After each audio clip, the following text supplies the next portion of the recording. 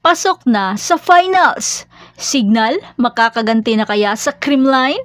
Perez at Katindig ang nagdala sa signal sa bakbakan sa Kurashiki, dahilan upang silyuhan ang laban nila sa creamline at pagkakataon nilang masungkit ang titulo. At gigil na rin ang signal na muling makalaban ang creamline. Makakaya kaya ng signal ang rotation na gagawin ni Coach Sherwin? Kakayanin kaya ni Don ang mga hampas nila Bernadette Pons? Pero bago pa man ang lahat, kung hindi ka pa nakapag-subscribe, please like and subscribe at pakispike na rin sa bell button para lagi kang updated sa mga volleyball ganap. Sa pagkakataong ito, nasungkit ng signal sa defending champion ang pagkakataong makapasok sa finals at makamit ang panalo sa isang nakakahingal at makapigil hiningang laban kontra sa Kurashiki Ablaze na umabot sa 5 sets sa score na 25-23, 19-25,